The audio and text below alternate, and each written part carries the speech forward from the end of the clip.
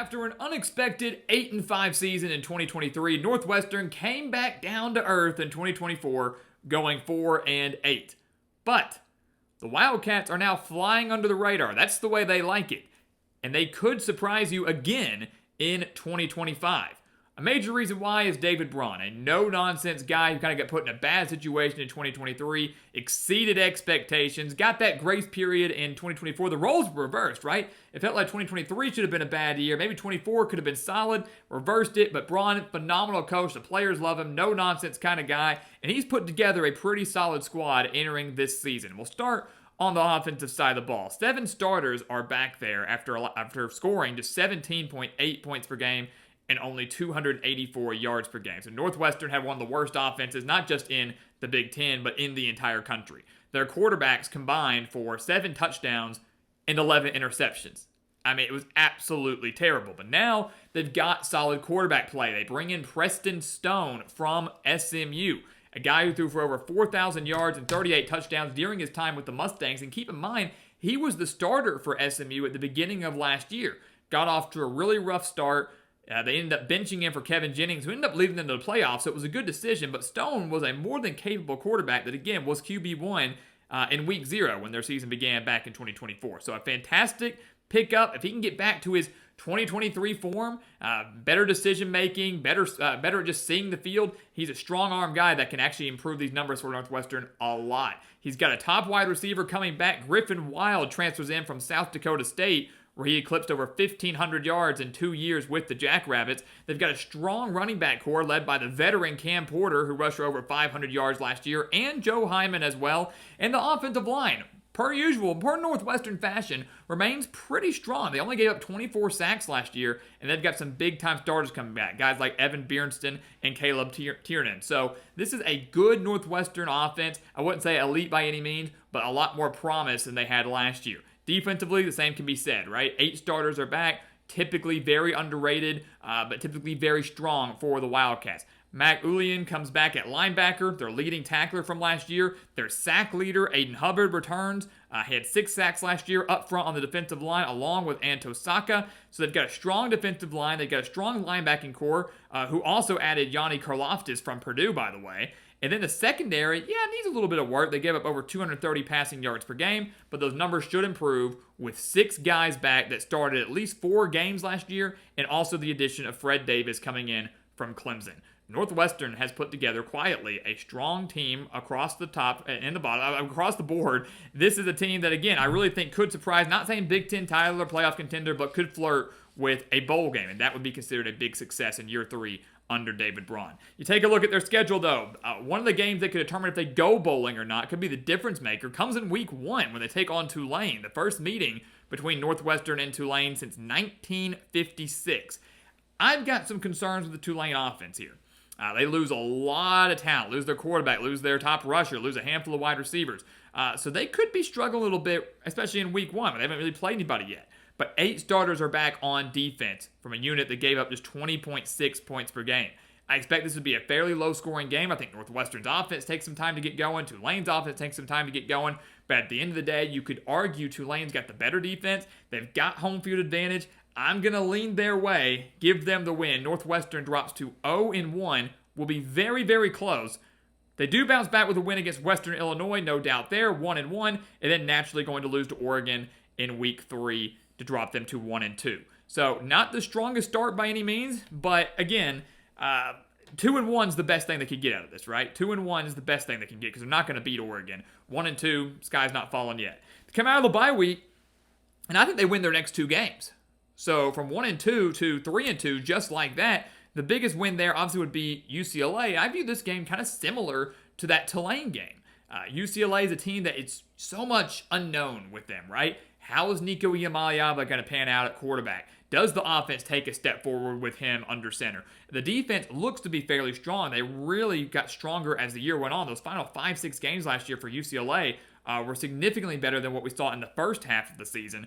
But bottom line is, right now, I don't really have faith in either of these teams' offense that much. So when I look at this, I argue Northwestern could own the defensive advantage, maybe slightly. I definitely believe right now Northwestern owns the quarterback advantage. I would take Preston Stone right now over Nico Iamaleava, especially if Stone can return to that 2023 form, plus home field advantage. Give me the Wildcats to get a big Big Ten Conference victory, and they should cruise past ULM as well. I think that game will be a little bit closer than fans want it to be for a little while, but Northwestern will pull away to get to 3-2.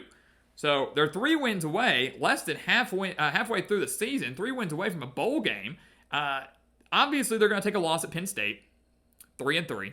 So halfway through the season, they're 3-3, right at 500. That's not a bad spot to be in. They're going to be above 500 with an easy win against Purdue. We're kind of just using common sense here. No way they beat Penn State on the road. Of course, they're going to cruise past Purdue. They only beat them by 6 points last year in overtime, but Northwestern is set up way better now than they were last year. Purdue, arguably, could say is in a worse spot than they were last year, or maybe the same.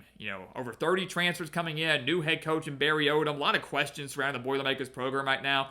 Northwestern's in a better spot, plus home field advantage. Could see it being close for a little while, like some of these other games, but they do pull away. So they are above 500 heading into the last week of October. I think they lose to Nebraska on the road. This is the best team Matt Rule's fielded during his time at Nebraska. They've got solid quarterback play, solid skill position players. They've got a really good defense, underrated defense, I should add. And Lincoln's not an easy place to play. So, that schedule's brutal. Tulane's not easy on the road. Penn State's not easy on the road. Nebraska's not easy on the road. Then Oregon's just a good team all around. But, again, through 2/3 of the season, this Northwestern team is sitting at 4-4. They've already matched last year's win total. The schedule works out well for them. And you could argue they could be 5-3 if they can find a way to beat Tulane. But again, we're going to have them at 4-4 right now. They need 2 wins in their final 4 games to go bowling. 2 wins in their final 4 games to go bowling. Well, I can tell you right now, they're not going to get one of their next 2.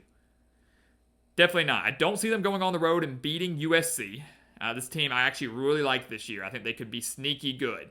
The Trojans have got a good quarterback coming back. They've got their top 2 wide receivers coming back. The defense, underrated, improved by over 10 points per game last year and could take another small step forward. Despite the week of rest, I don't think Northwestern has the offensive capability to keep up with Lincoln Riley's high-octane offense. So they're going to drop that game, and they're going to lose to Michigan, who they lost to 50-6 last year.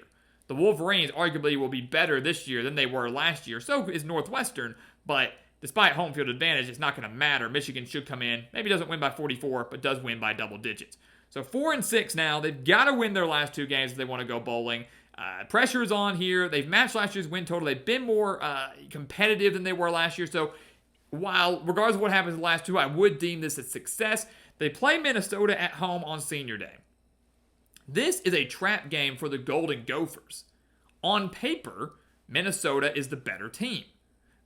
On paper, they are the better coach team. I would take PJ Fleck over David Braun right now, if not from style standpoint, at least from experience standpoint. But I actually think Northwestern will win this game. And that will surprise a lot of people. But I will continue to, we talked about this in our Minnesota video, I'm going to talk about it now. First off, the Golden Gophers are coming off a tough game on the road at Oregon. So maybe a little bit of an Oregon hangover while also looking ahead to rivalry week against Wisconsin. A great trap game if I've ever seen one for Minnesota. But also, PJ Fleck always loses a game that he shouldn't. Always does it. I believe this will be it. The Golden Gophers will be favored in this game. Even if it's only by a little bit, they will be favored. But I do think they lose. Always lose a game that he shouldn't. Last year, he lost to Rutgers as a 6.5-point favorite. 2 years ago, he lost on the road to Northwestern as an 11-point favorite. 2022, he lost to Purdue as a 9.5-point favorite. The year before that, lost to Bowling Green as a 31-point favorite. And the year before that, lost on the road to Maryland as a 20.5-point favorite. That is, 6 consecutive years of massive spreads, right? Games where they were heavy favorites that they have lost. I think it is, once again, Northwestern that gets the better of them. They get a win, and that forces a win-or-go-home situation. Again, and David Braun's going to have this team ready to go. Backs against the wall, knowing you got to win, send these seniors out on a high, forces a winner-take-all rivalry matchup against Illinois in the season finale. You win, you go bowling, you lose, you stay home. And unfortunately, Northwestern will, in fact, be staying home for the 2nd year in a row. The 119th meeting between Illinois and Northwestern. The Wildcats have lost 3 of the last 4, including a 38-28 loss last year. They played well against the Fighting Illini. They only lost to Illinois, again, by 10. Actually outgained them, 442 yards to 382, but the turnovers were the difference maker. -2 in the turnover margin. I don't view them now being able to go on the road beating an Illinois team that's going to be better this year than they were last year on their senior day. possibly with a playoff berth on the line. That's how good this Illinois team can be. From top to bottom, Illinois is the better team. They get the win, and Northwestern finishes year 3 of the David Braun era at 5-7, 3-6 in conference play. And while that's disappointing to once again be at home for the holidays and not be in a bowl game, that is a sign that they're still heading in the right direction. And you could argue, if you beat Tulane, you're going bowling. If you find a way to beat Illinois, I think would be maybe the only game that I could maybe mention them contending with. Maybe Nebraska if you want to go that far. But again, they're not beating Oregon. They are not beating Penn State. I really don't think they're going to beat Nebraska. Those road games are just really, really, really tough. They're going to need to pull off an upset somewhere. And Tulane would be called a mini upset. You win that, I think they go bowling, lose obviously 5-7, but regardless, the team will be much more competitive. They'll be much more fun to watch. They'll be much more competent on offense. They are heading in the right direction under David Braun. I do believe he is the right man for the job. Next year could be the year they finally break through and get back to the postseason. That's what I predict, but this year, the Wildcats fall just short. So guys, as always, thank you so much for watching us here at the Gridiron Expert on YouTube. Make sure to continue to like, comment, subscribe, share our videos. Check out everything down in the description below. That includes our website, thegridironexpert.com, home to those expert picks, home to some of the best college football and NFL spread picks in the entire country, beating out over 80% of the national handicappers. Go sign up for those today, as well as our weekly newsletters, which will give you tons of exclusive content and analysis that you won't find anywhere else. All of that over on thegridironexpert.com. And once again, as always, thank you so much for watching. And we'll see you next time right here on The Gridiron Expert. Yeah.